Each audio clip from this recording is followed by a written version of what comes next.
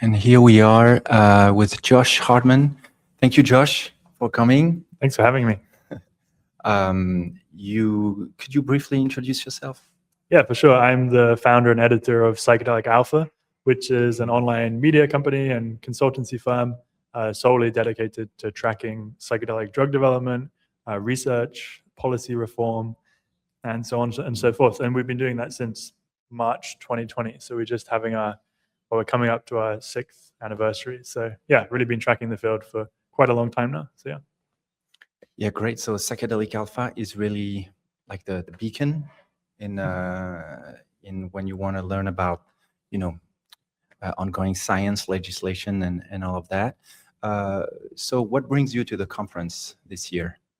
Yeah, I think it's a great opportunity to hear from researchers and also the companies in the field. And obviously, given that we focus mainly on the psychedelic drug development side, this conference is really kind of tailor-made for that audience. I think, some of the other psychedelic conferences, there's a lot of kind of psychedelic culture and that side of thing, which is great. But for the psychedelic drug developers, I think, this is the only one that caters specifically for them. So yeah, for me, like reporting on the space, it's really important that we come to this one and we partner with the conference as well. So yeah, it's like the ideal one for our audience, really. Yeah. And what do you think makes this conference special? And what do you think is special at that conference this year?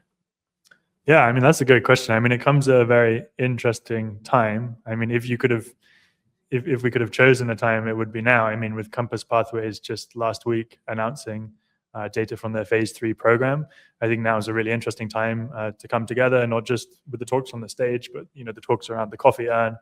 People are talking about the data and the readout, but also what it means for other developers, what it might mean for capital and investment in the field, but also these bigger questions around moving from what we've been covering for the last 6 years. We've been a publication covering the trials to now becoming a publication in a field that's focusing on how you convert this from the bench side into the clinic and now into the real world and what that's going to look like. So I think, yeah, there's lots of fascinating conversations around what clinical rollout is going to look like, what it should look like, things like reimbursement and payment. And that's all just talking around the phase 2 and 3 stuff. Then ahead of that, which we heard about this morning, there's lots of other interesting stuff in the whole non-hallucinogenic side of things, looking beyond psychiatry into things like inflammation. So yeah, I think it's a great conference that, focusing specifically on psychedelic drug development. I think some people could think it's like too niche, but as we showed in my presentation, this bullseye chart of all the different work that's going on. I think, there's plenty to discuss for 2 days, let alone, well, I mean, you could discuss it for weeks, let alone 2 days. So yeah. And in your presentation this morning, you mentioned is it Steve Levine analogy with the donut and the glazing, and that compass showing that the effect of psilocybin is modest but solid. Does that mean that the glazing has to be much more significant?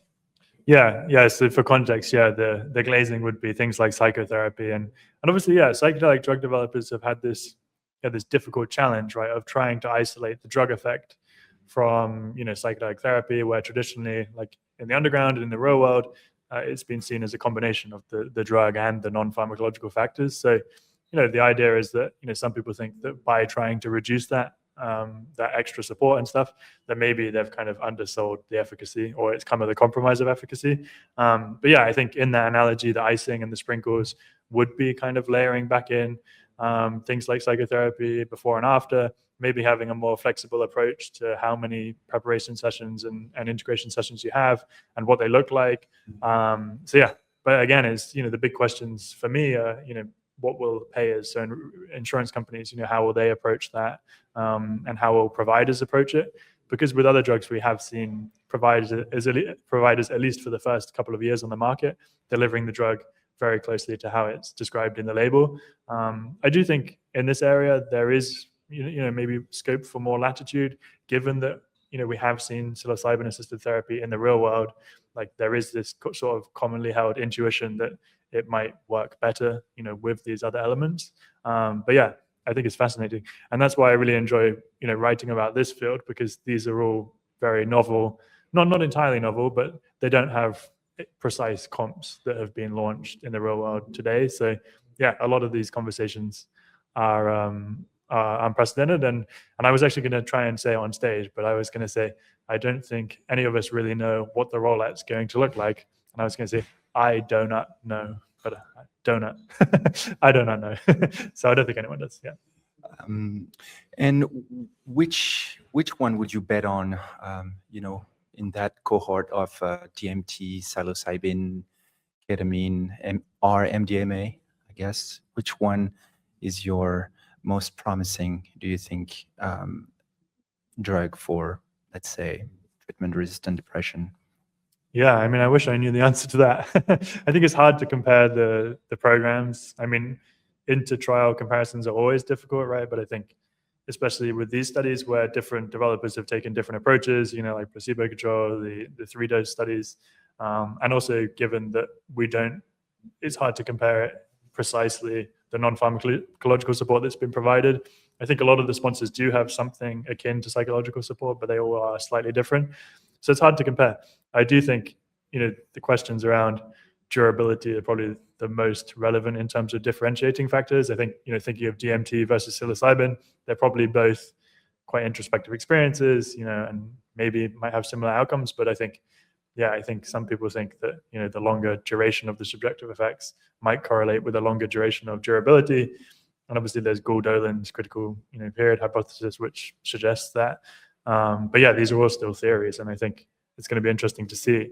I mean, obviously if psilocybin and DMT do end up having similar effects in TRD, for example, with similar durability, then obviously DMT becomes much more favorable because it's much quicker and more convenient and more cost effective. So yeah, I think for the companies developing these longer acting therapies, that's a big question, right? Can they show greater durability than their shorter acting competitors? So yeah. Great, thank you so much. One last question. How do you manage to stay on top of things all the time? You never take any vacation, or how do you do that? Yeah, I went on the first proper holiday or vacation last November to Japan with my fiance. We got engaged and we went there. And that was the first time I had fully tried to disconnect for like a couple of weeks. But yeah, I mean, in the early days, we had a Python script. Well, I had a Python script that scraped the internet to try and find anything related to psychedelics around research and stuff. And there were maybe like a few journal articles a week and a couple of articles. And every month or so, there would be some mainstream article about something related to psychedelics, and we'd get all excited. But now we have the opposite problem. So, there's 10, 20, sometimes 30 even journal articles a day or preprints, on some days.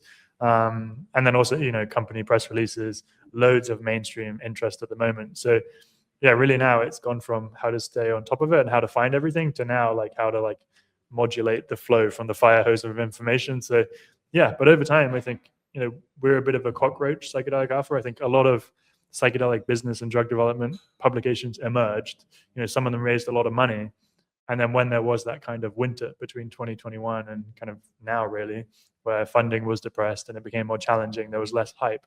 Some of those publications kind of went away, but we remained and like we kept plugging along. So now we're in this really nice situation where, people call us and when they have, when the companies have readouts, they give it to us in advance. Obviously, they give us a head start, which is really helpful. So I think, also a big secret weapon is being based in London. So I kind of have a 5 to 8 hour head start on the news. So I think some mornings people wake up at 6 a.m. in San Francisco and they open their inbox last Tuesday and they're like, wow, Psychedelic Alpha has already written 5,000 words on the Compass readout. They've already interviewed Guy and Kabir, and they're kind of surprised. But yeah, we have that head start and we have trust with the companies and with the investors and with researchers. So that really helps, having those stories shared with us. And yeah, people often just come to me and give me information, which I think is amazing. Like there seems to be a lot of trust in this field. And also, I think the other thing that's amazing about this field is even though it's growing rapidly, people are still willing to answer cold emails and, phone calls. And if someone gives you a number and you call them, whereas in other fields, some of the researchers and the companies, they're quite distant and hard to reach. So I think, people who are interested in this field, whether from a commercial entrepreneurial point of view or from a research point of view, I think it's a great field to just reach out to people and say, I'm interested in your research. Like, can I have a call or can I intern in your lab? I think it's, a really amazing field in that sense. So yeah. Yes, I hope it stays like this and not becomes victim of the success that's dawning. Well, thank you so much, Josh, for your time, your insights, and yes, Psychedelic Alpha is, like I said, a beacon, and keep up the great work. Enjoy the conference, and I'll see you later. Thanks. I'll Thanks see for you having me tonight. on. Thanks. Yeah. And thanks for doing these interviews. It's great. Cheers. Cheers.